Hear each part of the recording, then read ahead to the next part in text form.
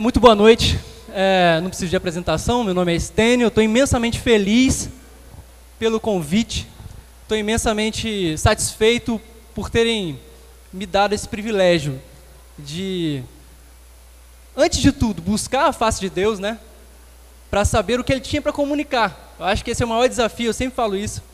O maior desafio é quando se é convidado para qualquer coisa, né? Para poder conduzir alguém no estudo bíblico, ou conduzir, facilitar o aprendizado das pessoas, é um desafio enorme, porque nós precisamos saber o que Deus tem para falar. Desde a escolha do texto, os momentos em que a gente, que antecede esse momento que a gente está aqui, são fundamentais, extremamente importantes. Então, assim, para eu falar, Deus precisa primeiro pregar a mim. Então, assim, eu agradeço o convite porque Deus pregou ao meu coração. Deus falou comigo primeiro. E eu tenho aqui hoje o grande privilégio, a grande responsabilidade de comunicar aquilo que Deus falou primeiramente comigo. Antes de mais nada, essa gratidão do meu coração, sabe? Por vocês terem me possibilitado conhecer um pouco mais de Deus através da sua palavra, que Ele me ajude a facilitar a compreensão e o entendimento dEle mesmo nessa noite através da palavra dEle. Eu quero convidá-los de pronto que venham comigo ao texto de Marcos, Evangelho segundo Marcos, no capítulo 27, aliás, capítulo 8, versículo 27. Evangelho segundo Marcos, no capítulo 8, versículo 27.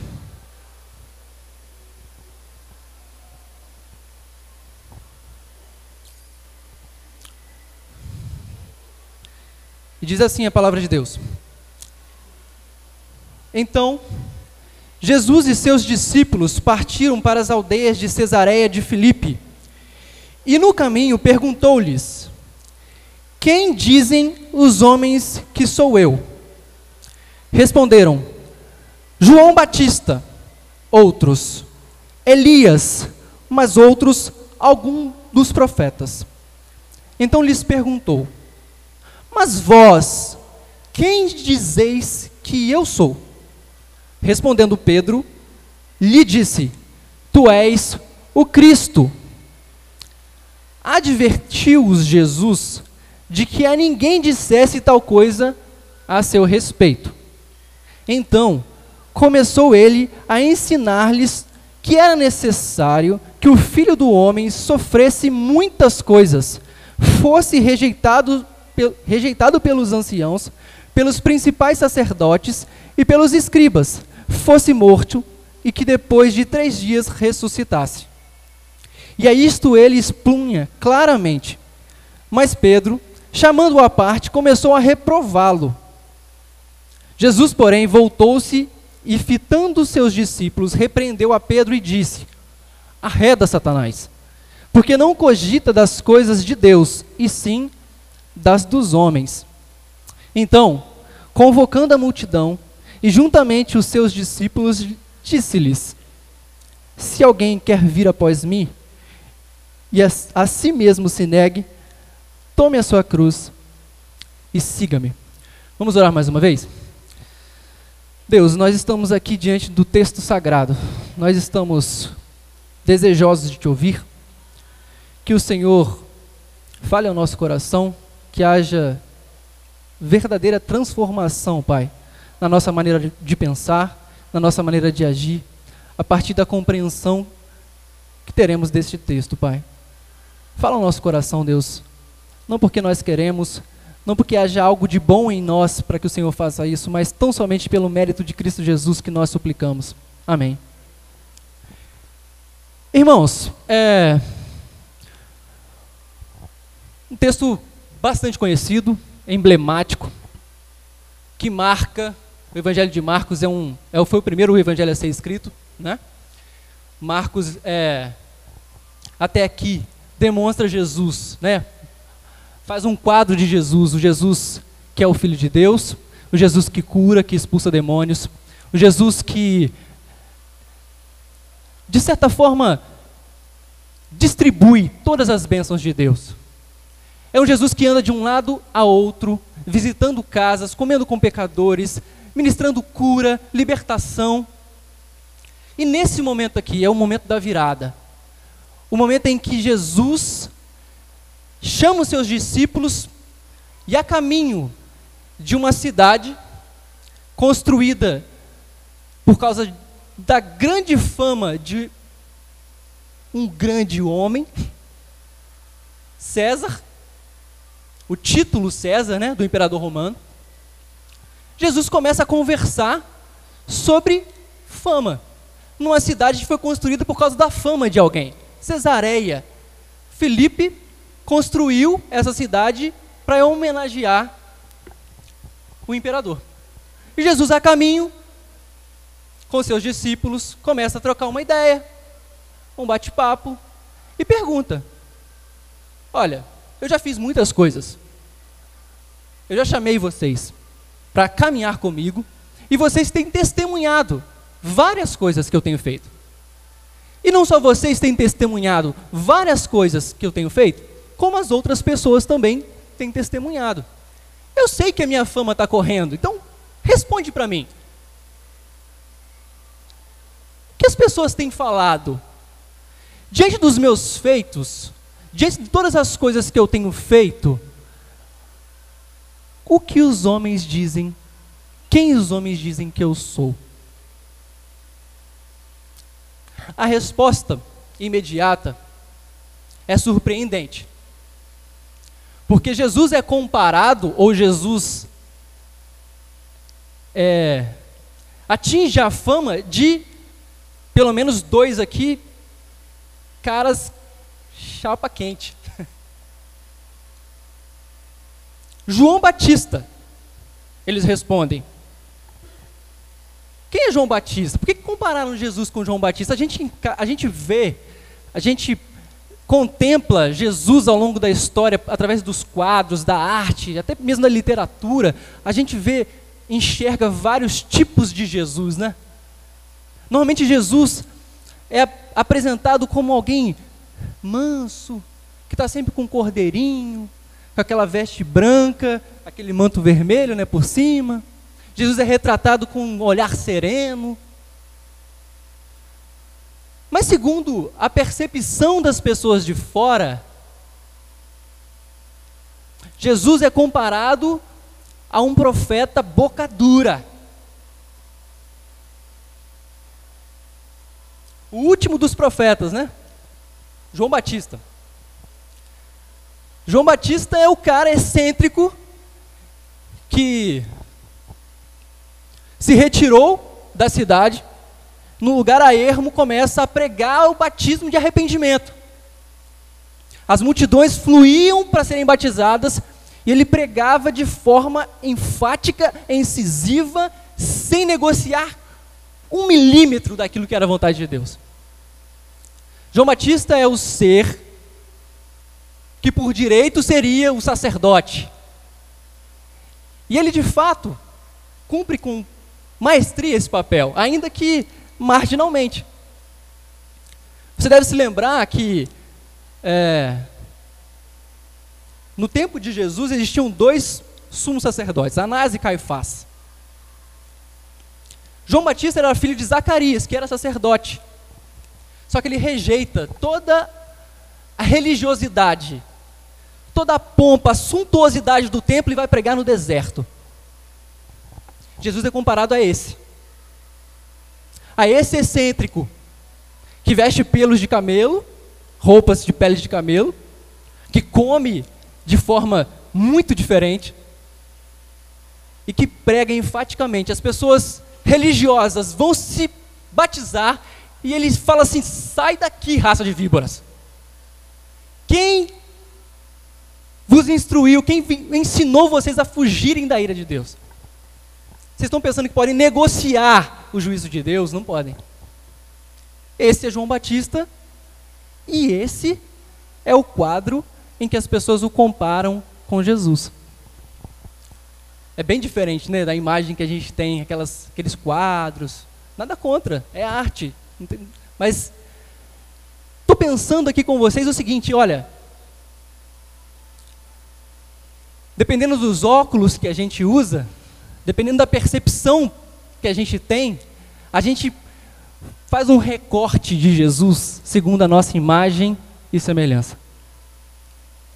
A multidão fez isso. Eles falaram assim, olha, estão dizendo que você é João Batista. Essa percepção de que alguém, boca dura, alguém que é profeta de Deus, está entre nós, era corrente, né, o assunto. A fama se espalhou. Outros o chamavam de Elias. Elias era aquele camarada que, tal como João Batista, também era incisivo. Ele não tem um chamado especial, ele não tem uma família especial. Você encontra, por exemplo, outros profetas do Antigo Testamento recebendo um chamado maravilhoso, como Isaías, por exemplo. A última vez que eu tive a oportunidade de falar aos irmãos, falei sobre o chamado de Isaías, em que ele está no templo e ele tem um comissionamento. Elias não. Ele simplesmente vê que está tudo errado. E ele começa a falar, ele aponta o dedo na cara do rei e fala assim, olha, não vai chover. Não vai chover. Por causa disso e disso e disso não vai chover. Você, Acabe, você, Jezabel. Elias é aquele camarada que zomba dos deuses estranhos, que tem um profundo relacionamento com o Deus verdadeiro e que zomba de Baal, e faz chacota de todos os seus profetas. E Jesus é comparado a esse.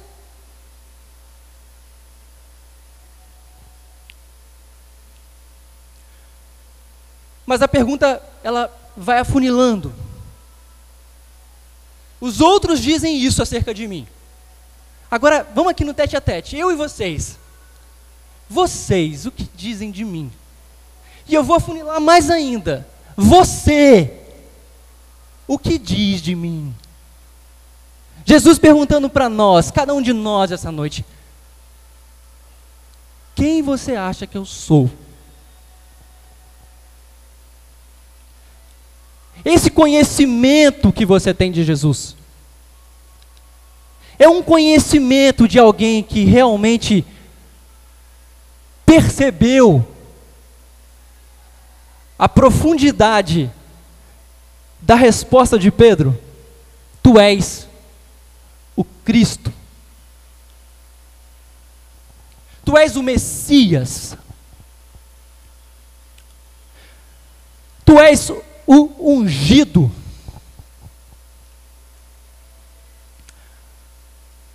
Até nessa resposta de Pedro, há uma série de pressuposições que são advertidas na sequência por Jesus.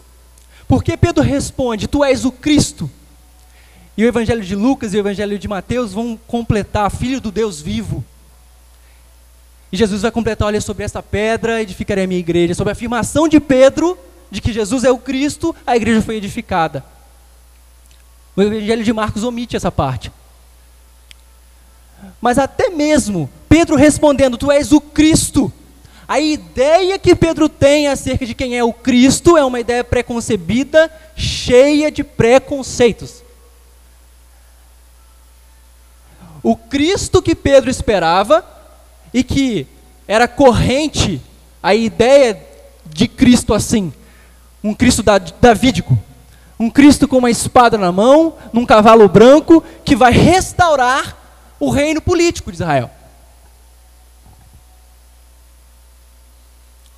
A reação de Jesus é assim, olha, não fala não. Não fala para ninguém isso. Ele não diz que ele não é. Eu sou o Cristo, isso é verdade. Mas não fala para ninguém. Porque você tem uma ideia totalmente equivocada do que é o Cristo, do que é o ungido de Deus. Você acha que por este título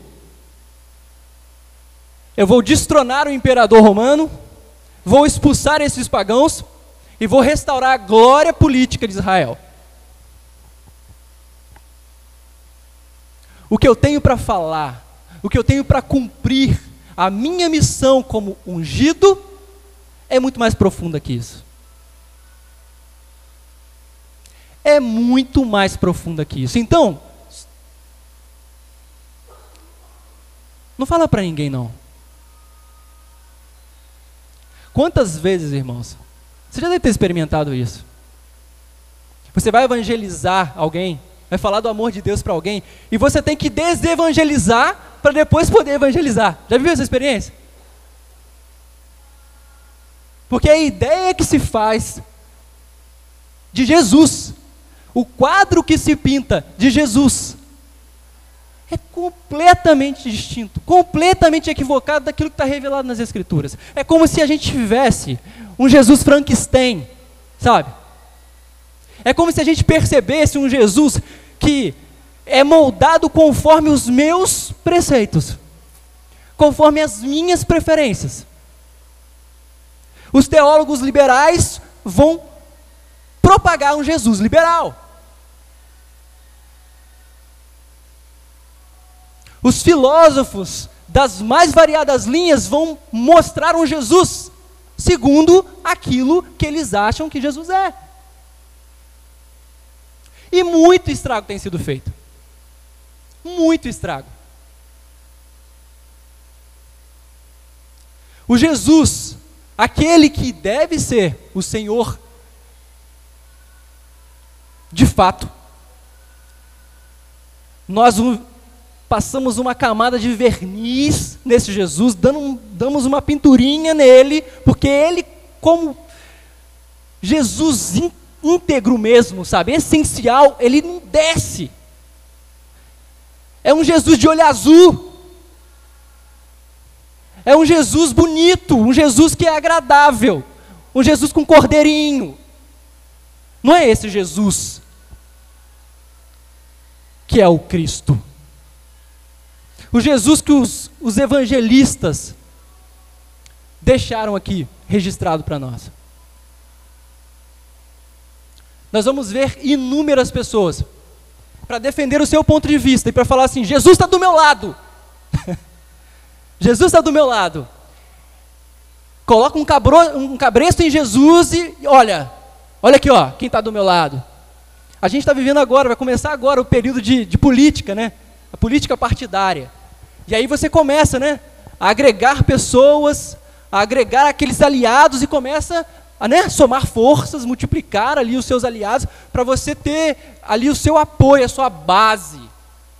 A gente faz isso o tempo inteiro e percebe isso o tempo inteiro na sociedade. O Jesus que você segue é o Jesus de qual igreja? É o Jesus concebido pela mente de qual pregador? De qual teólogo? Ou de fato, você tem percebido, conhecido esse Jesus por se relacionar com ele? Um Jesus que te encara,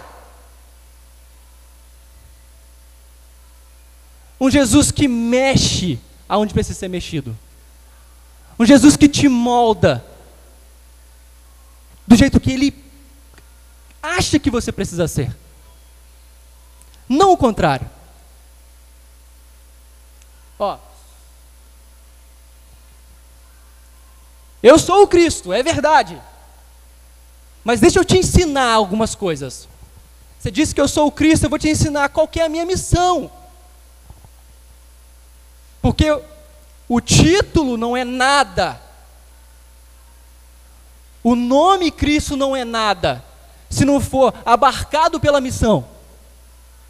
Jesus Cristo virou o nome de Jesus. Jesus o ungido é o nome de Jesus. Mas só virou o nome de Jesus porque ele cumpriu cabalmente esta missão. E é esta missão que ele passa a explicar. Era necessário que o Filho do Homem sofresse muitas coisas, fosse rejeitado pelos anciãos, pelos principais sacerdotes e pelos escribas, fosse morto e que depois de 3 dias ressuscitasse. Cristo só tem sentido isso que você acabou de dizer sobre mim a partir da minha missão. Eu vou passar a explicar para vocês o que significa a profundidade do significado desse nome. E ele adota o nome de Filho do Homem, é o nome que Jesus mais gosta de falar sobre si mesmo, e ele linka esse Filho do Homem, esse título, ao servo sofredor. Uma ideia completamente distante daquilo que era o ideário popular. O Messias, o Cristo, na cabeça do Pedro e de todos aqueles que estavam ali, era alguém poderoso. Alguém que vai governar com um cetro de ferro. Alguém que vai restaurar, alguém imponente.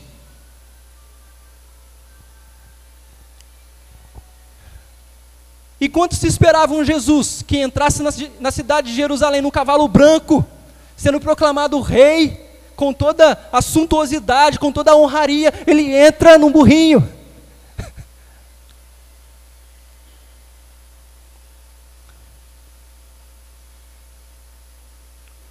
Tudo o que Pedro pensava acerca de Jesus, tudo o que ele conhecia acerca do que seria o Cristo, é desconstruído em uma frase: é necessário que eu sofra.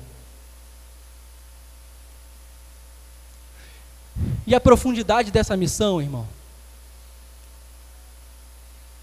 ela é profundamente, a profundidade dessa missão, ela é singular, porque não houve qualquer pessoa na história que tenha vivido todas as coisas que o Cristo precisava viver. Desde Gênesis 3,15 até o último dos profetas, João Batista, quantas profecias apontavam para Jesus, para o Cristo? Era necessário que todas essas profecias, tudo aquilo que foi dito acerca do ungido, do Messias, se cumprisse numa única pessoa, e Jesus tomou para si essa responsabilidade. Ele abraçou essa missão. Isso aqui é meu. Ninguém mais pode viver o que eu vou viver.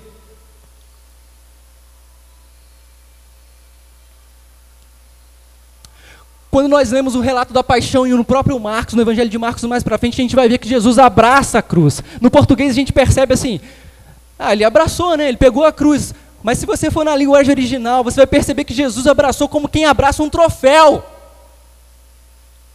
Como quem pega um troféu apaixonadamente. Isso aqui é meu. De ninguém mais.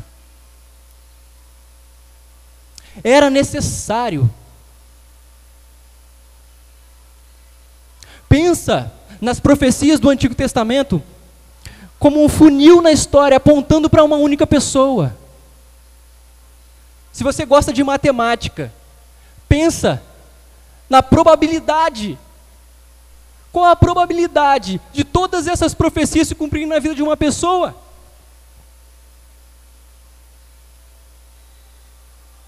Chegam a ser milhares de profecias. Todas apontam para Jesus de Nazaré, o Cristo.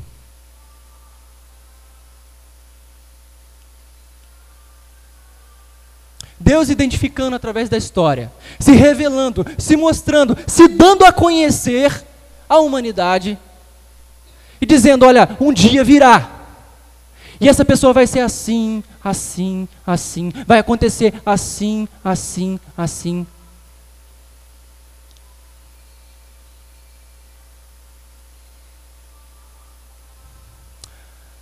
A pergunta para nós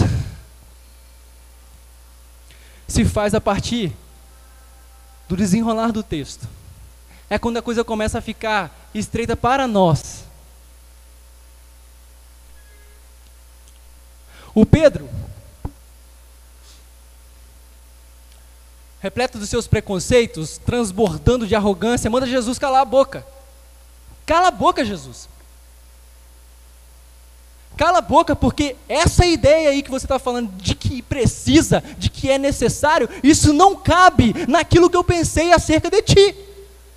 Então o Senhor trata de se recompor. O Senhor trata de calar a boca, Jesus. O texto original, o texto quando a gente lê, não parece assim, né? Parece de Pedro falando assim, não, ele chamou, né? Pedro chamou à parte. Começou a reprová-lo, parece um, né? Pedro mandou Jesus calar a boca. Chamou ele Jesus no canto e falou assim, ó, não. Assim você queima a gente. A gente entregou a vida para você, mas não é para você fazer assim, não é para você fazer assim. A gente está pensando que a gente vai reinar junto com você, você vem com essa história de sofrer. Que história é essa? Você se identifica, irmão? Seja sincero. Você se identifica com esse Pedro? Quando Deus começa a mexer na sua vida, quando Ele começa a mostrar para você, olha, eu sou o Senhor, não você. Quando Ele começa a mexer nas coisas que você ama, nas ideias, nas preconcepções, nos seus preconceitos, começa a tocar naquilo que você é o ideário. Não, isso aqui não mexe não. E você começa a, não, ó, Deus, não fala não, isso aí não. Quantas vezes, irmãos? Quantas vezes nós queremos que Jesus se encaixe na nossa vida? Aquilo que a gente pensa, aquilo que a gente sonha, aquilo que a gente projetou para a gente faz a lista na virada do ano, Deus abençoe isso, e aquilo outro. Deus chancela tudo aquilo que eu penso, tá? Tudo aquilo que eu penso acerca do que é a missão, tudo aquilo que eu penso acerca do que é a minha missão como ser humano na face da terra, tudo aquilo que eu quero, minha faculdade, o meu carro, o meu trabalho, a minha conta bancária, abençoa Deus. Aí Deus toca e fala assim, não, eu não vou me render a esse cabresto, eu não sou conforme o que você pensa que eu sou. Eu sou o Senhor. Depois de Senhor, não há possibilidade de vírgula e uma conjunção adversativa mas. Senhor mas, não tem Senhor mais. É Senhor. Ok, Senhor. Não é pronome de tratamento, Ele é o Senhor. O que Ele disser, está dito. Quantos de nós já ouvimos outras pessoas falando acerca de nós? Não precisa ser assim não. Você está sendo radical demais, você está querendo se dedicar a Deus, buscando a face dEle. E aí vem um filho do inferno e fala assim, não, você está sendo radical demais, não precisa disso tudo. Você está sendo muito santarrão.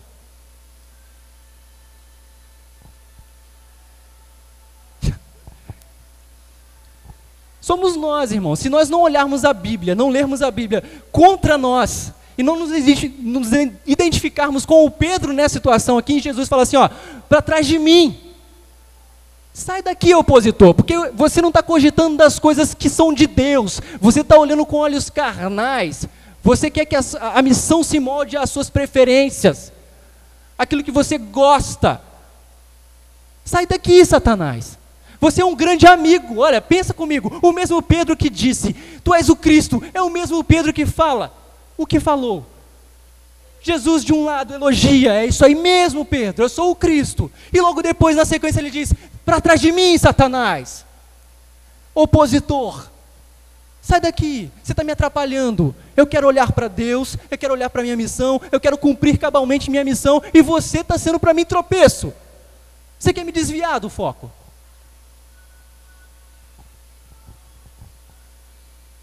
A profundidade da missão, irmão, ela é pessoal. Nós cantamos inúmeras músicas sobre o amor a Deus, como te amamos, Senhor. Mas o amor a Deus, ele só é traduzido a partir da obediência.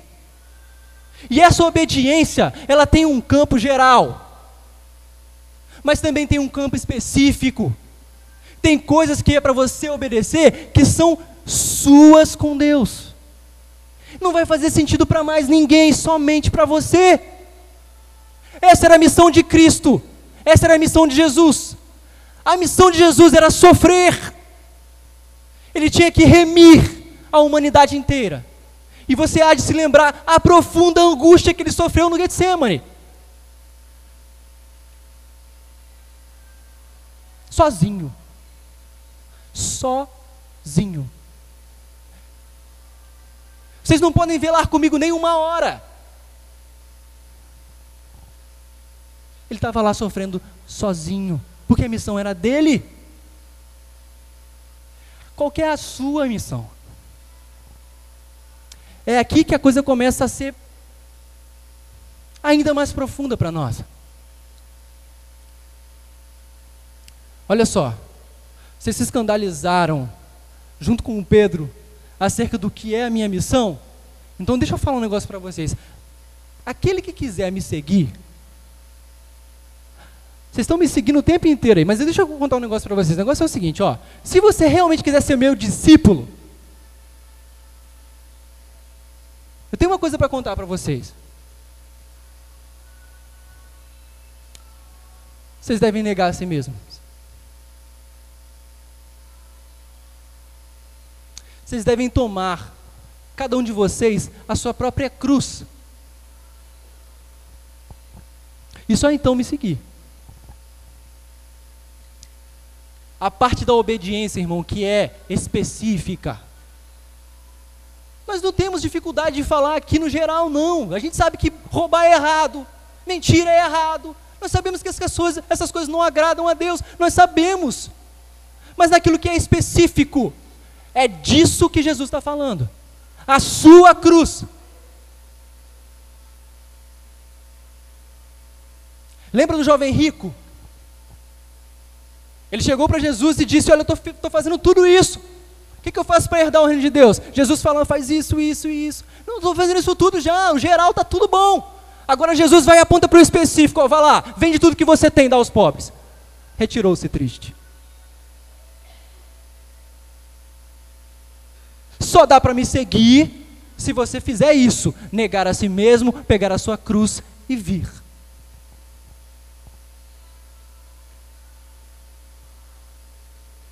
Nós nos identificamos com Cristo a partir deste momento. Nós somos considerados cristãos, discípulos, a partir deste momento, em que negamos a nós mesmos, em que assumimos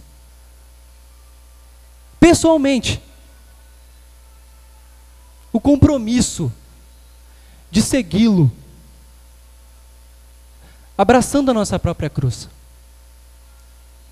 Talvez fuja a nossa compreensão, porque a gente está no século 21, em Guaranhuns, Vila Velha, a gente não... O que é cruz? Cruz. Tome a sua cruz. Que cruz? Que negócio é esse? Qualquer cidadão palestino que visse alguém passar com uma cruz nos tempos de Jesus, saberia que aquela pessoa estava indo para a morte.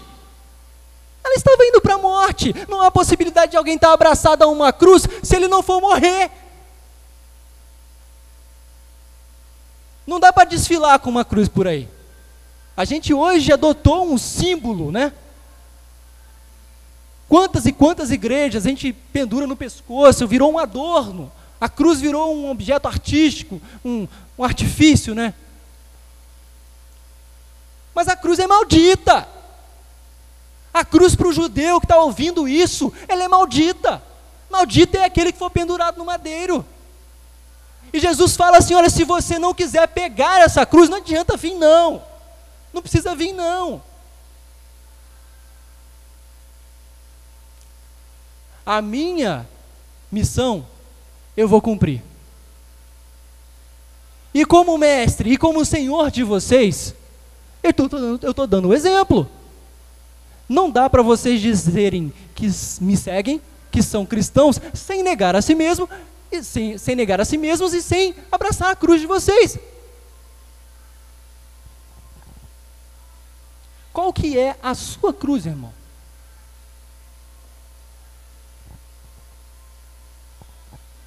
Faça uma reflexão. Qual que é a particularidade, a especificidade, aquilo que é seu, que Deus está mandando você abandonar, ou aquilo que Deus está mandando você abraçar? o que é a sua cruz, o que é o negar a si mesmo para você. Para mim vai ser uma coisa, é específico para mim, mas e para você? Faça essa reflexão profundamente, porque sem essa reflexão profunda, não é possível ser discípulo de Jesus. Você está se enganando, você se convenceu. Esse conhecimento é um conhecimento meramente racional, intelectivo. Te convenceram de que Jesus é Senhor, te convenceram de que Ele é o remidor, o ungido, e pela fama dele você foi atrás, mas sem negar a si mesmo, e sem pegar a sua cruz, você não é discípulo. Qual que é a sua cruz? Aonde você precisa se negar? Nós vivemos num tempo em que a informação está muito, um horizonte muito grande, é muita informação por segundo. O que nós temos, o que uma criança estava aqui agora, de 5, 6 anos, absorve de informação, sei lá, há uns 100 anos atrás, uma pessoa na vida inteira não tinha acesso a essa informação. É um clique e a gente tem informação. Informação, mas todas essas informações não têm a profundidade de um pires. Passa por nós, informação, é visual, é auditivo, são efeitos, livros e mais livros, filmes, e a gente tem informações acerca de quem é Deus, e congressos e retiros, e a gente sabe um pregador que fala muito bem, e outro pregador, e outro preletor, e a gente absorve um monte de informação, com a profundidade de um pires, porque sem negar a si mesmo, e sem carregar a sua cruz, são só informações, é mero conhecimento intelectivo. Quem vocês dizem que eu sou? Quem é Jesus para você? Se Jesus é o Cristo para você, o ungido, ele teve uma missão, e essa missão foi te salvar. Irmão, vou ser bem sincero com você. Jesus morreu por todos nós. Ele morreu por toda a igreja. Mas Jesus morreu por mim. Não é assim, eu não estou sendo egoísta não, tá? Mas se você não tiver essa concepção acerca de você mesmo, ó, Jesus morreu por mim, eu, Estênio. Jesus morreu por mim. Eu tenho plena consciência, se eu tivesse eu, Estênio, sobre a face da terra, Jesus viria aqui morrer por mim.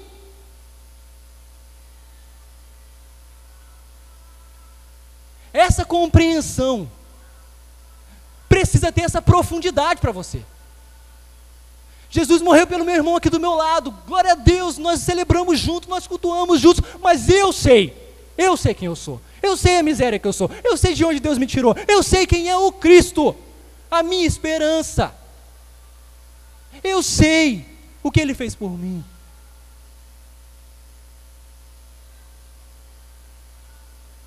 A profundidade, um viver profundo, parte desse ponto em que eu reconheço que Deus muito me amou de tal maneira que enviou o seu Filho para morrer por mim. Ele morreu no meu lugar. Eu era uma ofensa em tudo, uma completa ofensa à santidade de Deus. Tudo quanto eu fazia, tudo quanto eu pensava, tudo quanto eu realizava, qualquer coisa, qualquer ação, era um trapo de imundícia diante de Deus. Eu pensava em fazer algo bom e aquilo era imundícia diante de Deus. E Jesus veio e transformou. E agora Deus olha para mim e vê Jesus. E é por isso que eu oro em nome de Jesus. Deus olha para mim e me vê coberto com o sangue imaculado do seu Filho Jesus. Um viver profundo parte dessa compreensão. É duro. Desce quadrado. É difícil. É amargo. Mas ao mesmo tempo é maravilhoso. É a boa notícia, é a minha esperança, é a sua esperança. Jesus o Cristo não deu ideia para aquilo que Pedro falou, ou para o que as pessoas imaginavam que deveria ser a missão dele. Ele não deu ideia para qualquer expectativa que tinham acerca do que ele deveria fazer ou não. Ele cumpriu cabalmente a missão que foi designada a ele. Tetelestai, está consumado. Qual que é a sua missão? A sua missão. Ele deixou o exemplo. Ele não olhou para o lado. Ele amou e cumpriu. Obedeceu. Irrestritamente. Ele obedeceu cada coisa que foi designada, desde antes da eternidade. Ele cumpriu. Tetelestai. E nós? A nossa missão. E eu falo aqui de missão no âmbito da vocação. A nossa vida tem um propósito. Jesus morreu por nós e nós não fomos abduzidos, nós estamos vivos aqui, vivendo plenamente uma abundância de vida, com profundidade. Se não é essa profundidade, se nós não estamos vivendo com um propósito de significado profundo e verdadeiro, Cristo morreu em vão.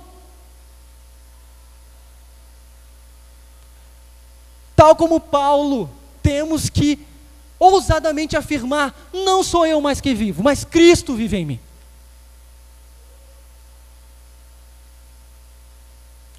O conhecimento de Deus foi revelado para mim. Não foi objeto de experiência sensorial. Não foi um conhecimento empírico, um conhecimento racional, até mesmo intuitivo.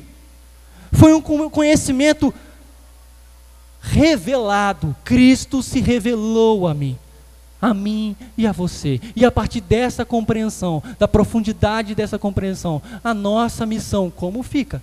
A nossa missão pessoal. Deus te chamou para fazer qual faculdade, jovem?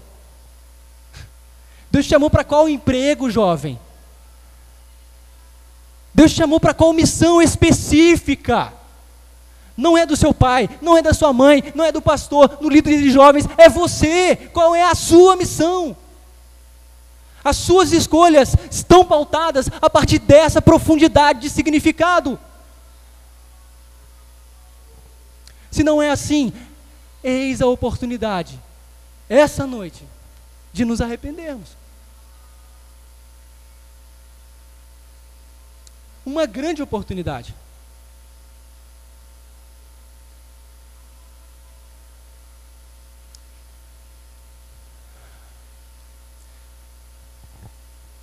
Olharmos para Jesus, fitarmos a tua face, e a partir do conhecimento que nós temos dele, daquilo que ele fez por nós, respondermos: Senhor, viva através de mim. As minhas escolhas, como eu gasto o meu dinheiro, os filmes que eu vejo, as coisas que eu gosto, as coisas que eu tenho inclinação para fazer, as minhas aptidões, os meus dons, tudo que eu sou, quem eu sou, Senhor, me mostra quem eu sou, a partir da tua face, de quem o Senhor é, de como o Senhor se revelou, de como o Senhor cumpriu. O Senhor é o meu exemplo, eu quero te adorar, eu quero te imitar. O Senhor foi para a cruz, cumpriu cabalmente, eu quero ser esse vitorioso também. O Senhor é meu exemplo. Me ajuda, Deus. Me ajuda, Senhor. Me ajuda a cumprir cabalmente a minha missão também. Me ensina a contar os meus dias.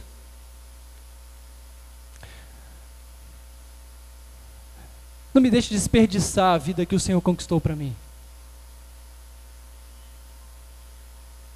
Eu quero cumprir a sua vontade especificamente, Deus. O que o Senhor tem para mim?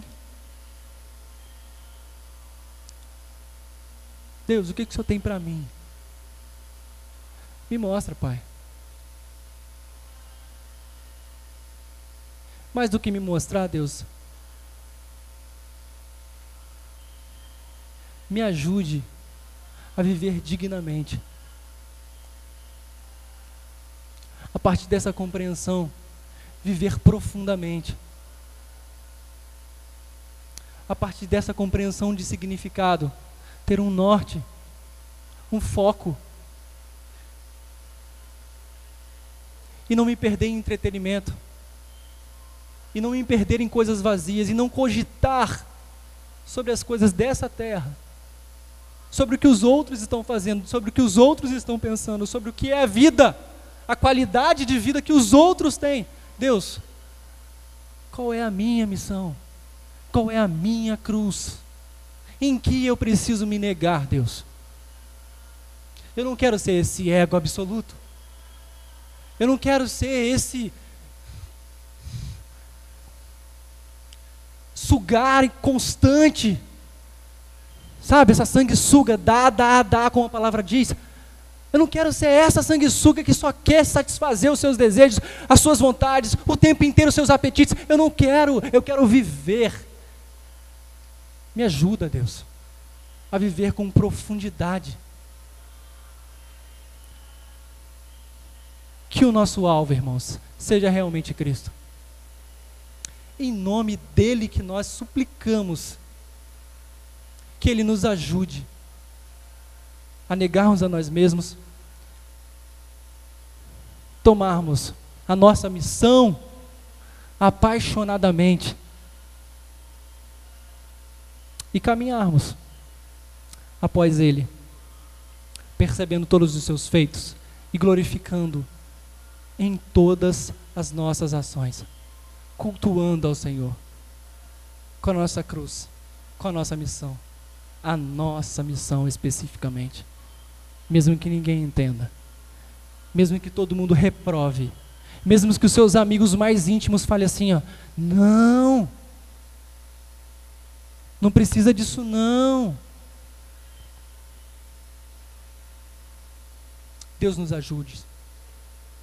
Em nome de Jesus, que Deus nos ajude.